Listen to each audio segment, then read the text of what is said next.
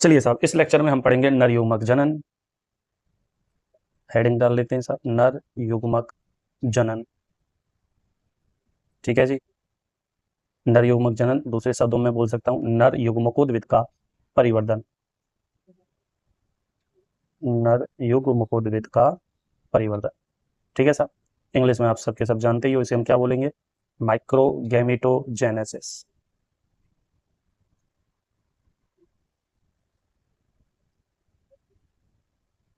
नर युग्मक यानी कि मेल गैमेट का यहाँ पे फॉर्मेशन, हमें नर युग्मक का बनना, कैसे नर युग्मक बनता है वो प्रोसीजर हमें देखना है साहब। ठीक है। तो नर युग्मक जनन या नर युग्मकोद्भिद परिवर्तन की घटना को मैं दो पार्ट में डिस्क्राइब कर सकता हूं या डिवाइड कर सकता हूं। पहला, जब परागण ना हुआ हो, इसका मतलब परागण से पूर्व परिवर्धन। ठीक है। और दूसरा, जब परागण हो जाए। और जब परागण हो गया तो इसे मैं क्या बोलूंगा? परागण के पश्चात परिवर्धन। परागण के पश्चात परिवर्तन। ठीक है जी। इंग्लिश में हम इसे बोल सकते हैं pre pollination development. Pre pollination development.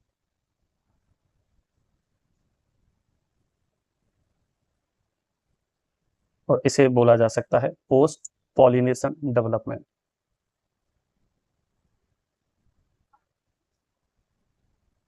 तो आप सब समझने की कोशिश करें, यहाँ पे हम बात कर रहे हैं परागकण के विकास की या नर युग्मक जनन की। नर युग्मक दो पार्ट में हम इसको डिस्क्राइब कर सकते हैं। पहला, जब परागण ना हुआ हो, और दूसरा, जब परागण हो गया हो। तो पहले हम बात करेंगे परागण से पहले। इसका मतलब वो अभी अपने ही प्लांट पर है या फिर घर पर है। ठीक है साहब, अपने ही फ्लावर पे। इसके अंदर क्या होता है देखिए साहब, अभी परागण नहीं हुआ है, इज दैट मीन्स वो वहीं है जहां पे बना हुआ है। और आप जानते हैं नर युग्मक को हम क्या बोलते हैं? लघु बीजाणु बोलते हैं कि नहीं बोलते? बिल्कुल साहब, लघु बीजाणु या परागकण नर युग्मकोद्भिद की प्रथम कोशिका माने जाते हैं। नर युग्मकोद्भिद की ये कहां पे चल रहा है काम? ये पॉलन सैक में चल रहा है। और पॉलन सैक को हम क्या बोलेंगे? परागपुटी। Yes and no? बिल्कुल सर। जबकि अगर आप पूछें परागण के पश्चात ये कहां पे चलेगा, तो ये परागण के बाद, परागण के बाद नर युग्मकोद्भिद का विकास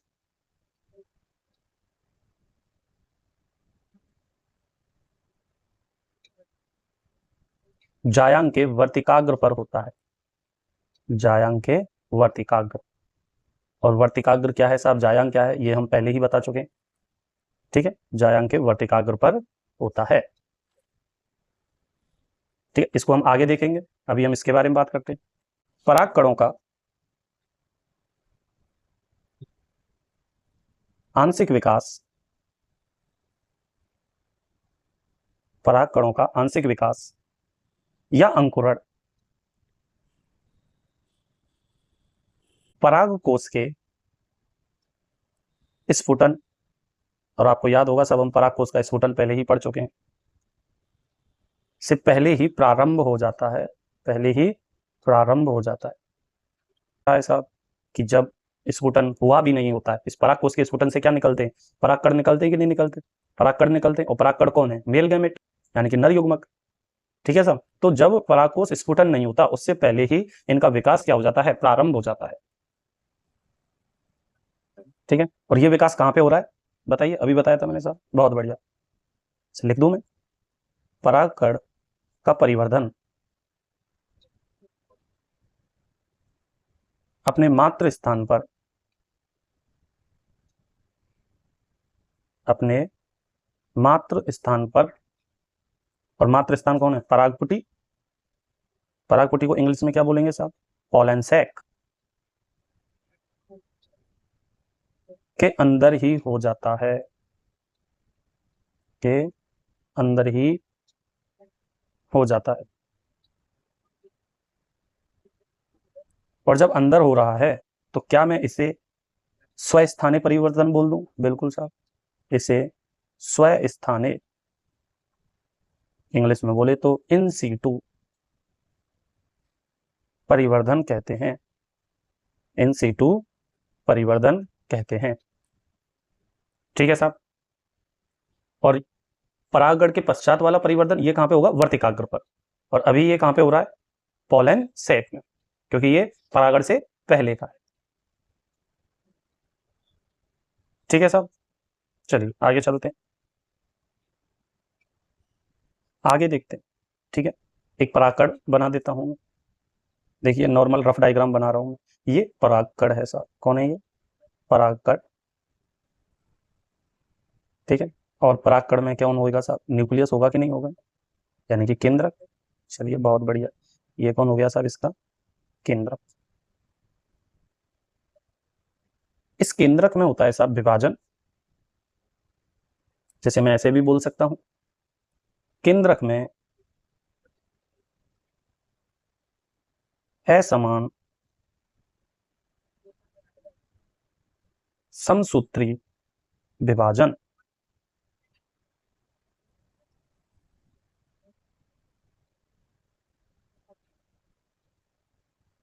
केंद्रक में कैसा होता है साहब? असमान समसूत्री विभाजन।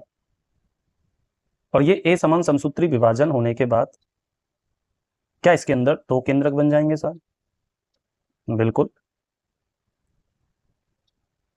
ये एक केंद्रक हो गया साहब और ये दूसरा केंद्रक हो गया।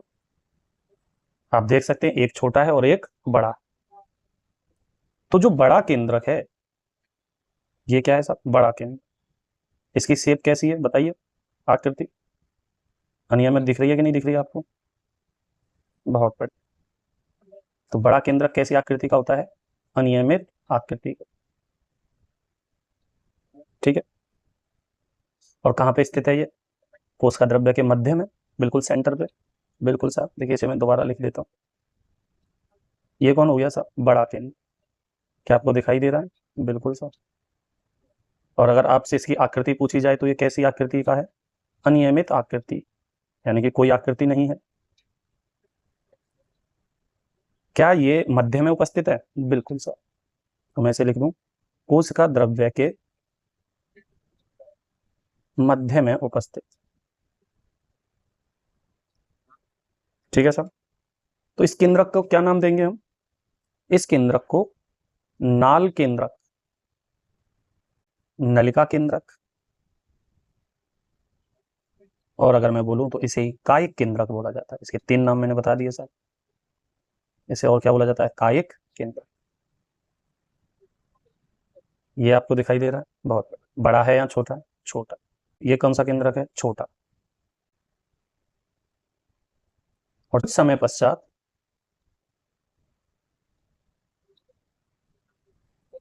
यहाँ पे लिख दूंगा इसे,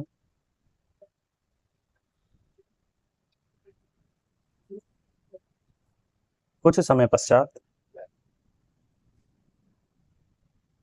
दोनों केंद्रकों के चारों ओर, यानी कि छोटे और बड़े, दोनों केंद्रकों के चारों ओर कोश का द्रव्य घना होकर, कोश का द्रव्य क्या हो जाएगा साहब? डेंस हो जाएगा।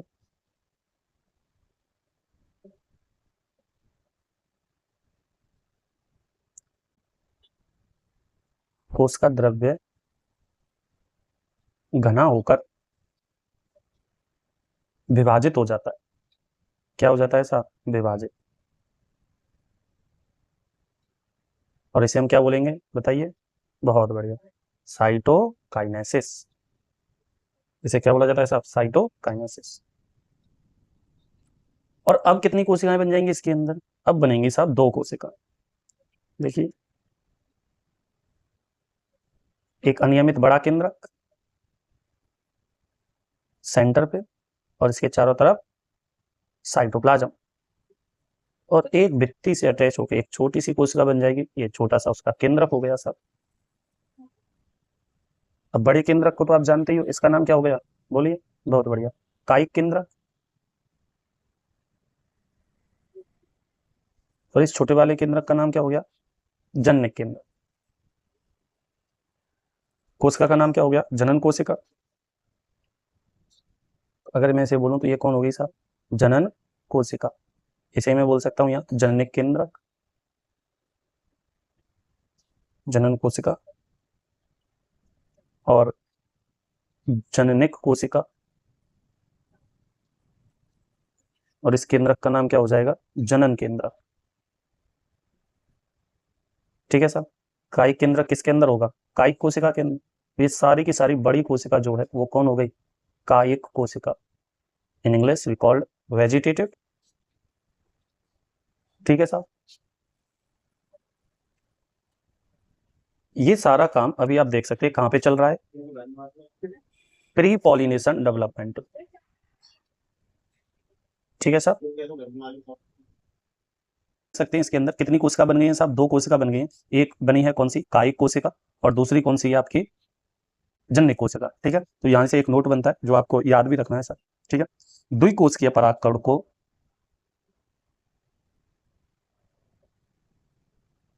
द्विकोशिकीय परागकण को आंशिक परिपक्व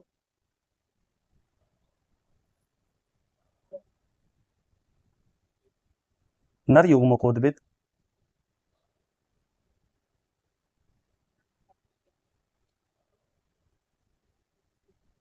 अथवा परिपक्व परागकण कहते हैं।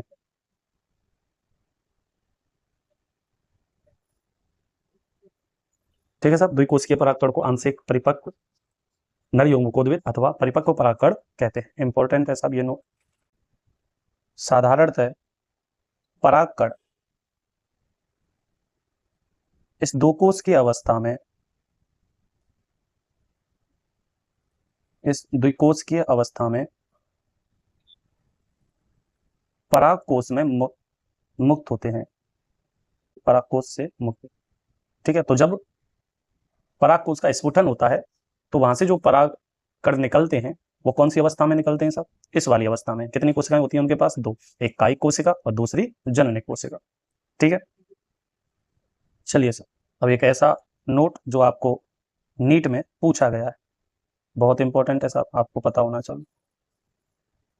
नीट में 2 से 3 बार पूछ लिया गया है। परागण की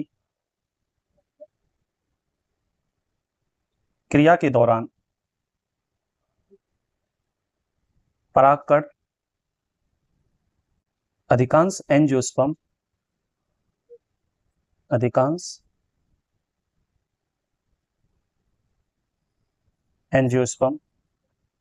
और अधिकांश एंजियोस्पर्म से क्या मतलब है साहब? 60% से अधिक। ठीक है, मैं 2 कोशिकीय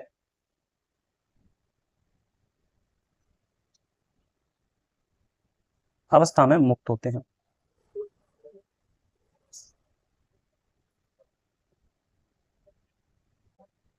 तथा शेष में परागकण, यानी कि जो रेस्ट 40% बचे हैं एंजियोस्पर्म में, शेष में परागकण 3 कोशिकीय अवस्था में मुक्त होते हैं। 3 कोशिकीय अवस्था में मुक्त होते हैं।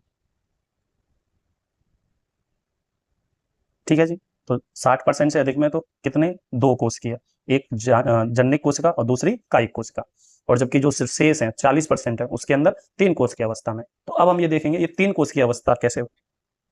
ठीक है सर, और 3 कोश की अवस्था से पहले हम थोड़ा सा और अगर इसको डायग्रामेटिकली देखा जाए अब तक जो हमने पढ़ा है। चलिए साहब, अभी हम देखते हैं द्विकोशिकीय से ये 3 कोशिकीय कैसे होता है। ठीक है, तो द्विकोशिकीय कैसे था? ये वो कोशिका हो गई सर, ये न्यूक्लियस हो गया जो कि अनियमित आकृति का है, बड़ा न्यूक्लियस है, सेंटर पे उपस्थित है साहब, मध्य में, और जो कि किससे सराउंडेड है? घिरा हुआ है साइटोप्लाज्म से। यहाँ पे एक भित्ति से जुड़ी हुई कोशिकाएं है, छोटा केंद्रक है। ठीक है, और इसे हम क्या बोलते हैं? जननिक कोशिका। चलिए साहब, मैं इसे लिख देता हूं। ये कौन हो गया? कायिक केंद्रक, कायिक केंद्रक। क्या यही बड़ा केंद्रक है साहब? बिल्कुल यही बड़ा केंद्रक है। और जहां ये उपस्थित है उसको हम क्या बोलेंगे? कायिक सेल या कायिक कोशिका। ठीक है। और ये वाली कौन हो गई? जननिक कोशिका। छोटी वाली कोशिका कौन सी है साहब? जननिक कोशिका। और इसके अंदर जो उपस्थित केंद्रक है वो कौन सा हो गया? जननिक केंद्रक। ठीक है साहब, कौन सा केंद्रक हो गया? जननिक। अब जननिक कोशिका में, किसमें साहब? जननिक कोशिका में क्या होता है? विभाजन होता है। ऐसे लिख दूं साहब, ये हो गया साहब विभाजन। और ये किसमें हुआ है? जननिक कोशिका। जननिक कोशिका, जननिक कोशिका में विभाजन हुआ। तो यहां पे दो नर युग्मक बनते हैं। ये देखिए साहब, ये सेल हो गई, ये इसका अनियमित आकृति का केंद्रक हो गया जो कि मध्य में उपस्थित है, कायिक कोशिका, कायिक केंद्रक।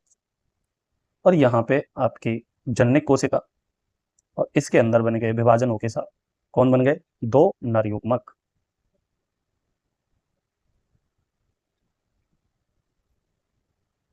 ठीक है। नर युग्मक बन जाने के बाद ये जो कोशिका है ये कैसी शेप की हो जाती है? तर्करूपी या स्पिंडल शेप की हो जाती है।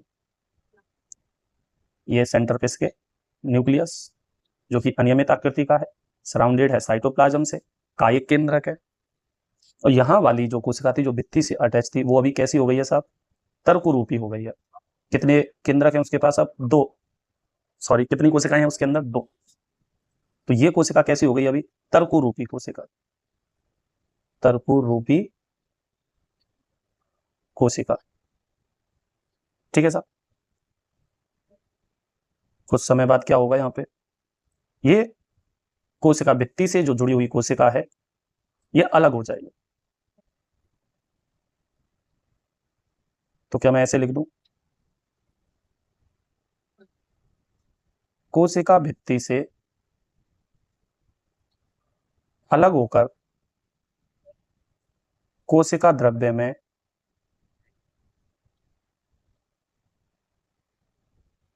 तैरती है। किसमें तैरती है साहब? कोशिका द्रव्य में।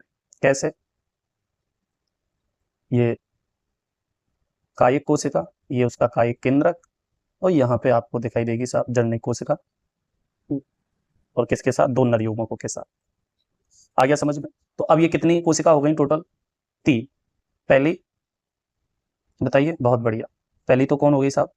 कायिक कोशिका, एक कायिक कोशिका। और दो कौन हो गए? नर युग्मक। तो टोटल कितनी हो गई साहब? ये 3। तो अब आया समझ में? 2 से कितनी बन गई है? ये 3 बन गई है। ठीक है। और अब हम बात, ये सारी की सारी बातें हो रही थी, अगर आपको समझ में आया हो तो देखिए यहाँ पे ये बातें हो रही हैं अभी तक प्री पॉलिनेशन डेवलपमेंट की, यानी कि परागण से पूर्व परिवर्धन, जो कि कहाँ चल रहा है साहब? पॉलन सेक में या पराग पुटी में। जब अब पराग पुटी के बाद परागकण कहाँ पहुंच जाएंगे? वर्तिकाग्र पर। तो अब हम देखेंगे वर्तिकाग्र के ऊपर परिवर्धन, या मैं बोलूं परागण के पश्चात परिवर्तन। ठीक है। You say slow